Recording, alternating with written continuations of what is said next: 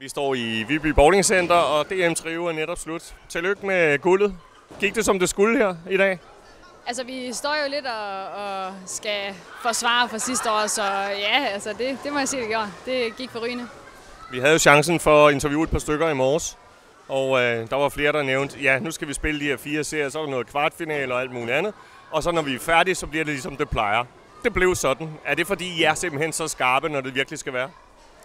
Altså, jeg synes ikke, at på damesiden var det i hvert fald ikke sådan. Jeg synes, det har været tæt i toppen, også hele dagen. Og på samme måde her i finalerne, synes jeg slet ikke, det var walk in the park på noget tidspunkt.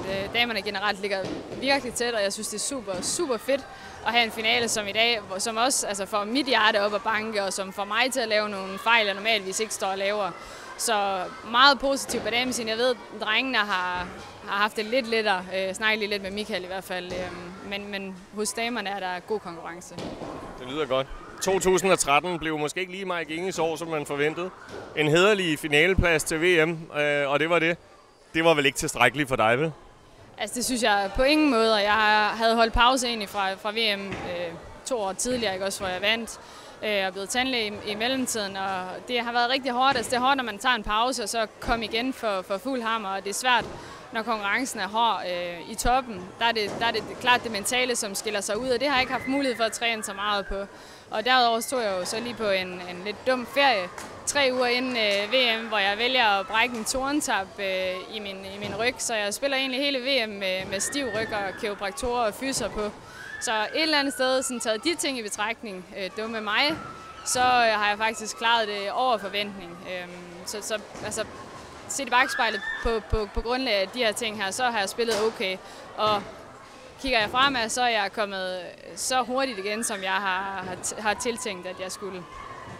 Nu var 2013, der spiller I om Europa Bowling Tour point. Du var en af de 2 piger fra Danmark, der kvalede sig. Da man sluttede det hele i mandags, der stod Maja Genge igen øverst.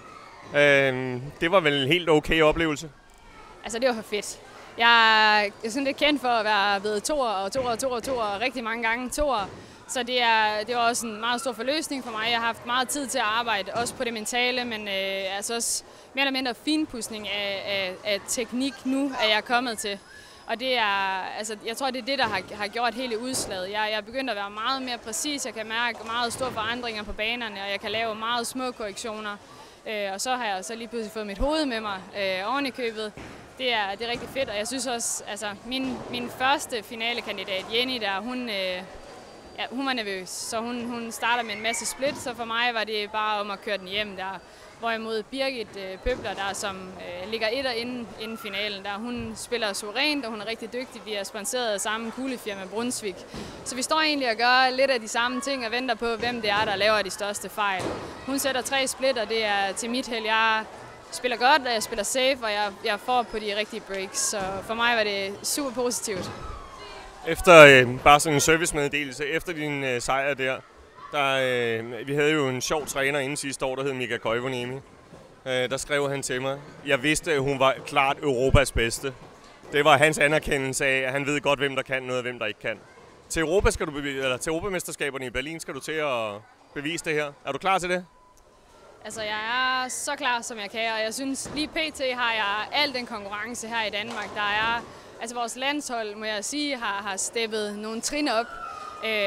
Og man kan ikke på nogen måde at tænke, at okay, nu er jeg ved at være der, hvor jeg gerne vil være, fordi de kommer og overhaler dig indenom, så snart du bare lige lukker øjnene et øjeblik. Så altså for mig er det god konkurrence her fra pigerne på holdet i år, og jeg må sige, at det er også højere, end jeg sådan har været vant til, og jeg skal lige rykke mig lidt i nakkehårene og tage mig lidt sammen og tænke på, altså nu er det her slag, vi er i, og ikke 2 ruder længere fremme mig. Hello. Så meget positivt. Jeg synes, vi er klart på vej i den helt rigtige retning. Vi siger tak for det her, og god fornøjelse til jer.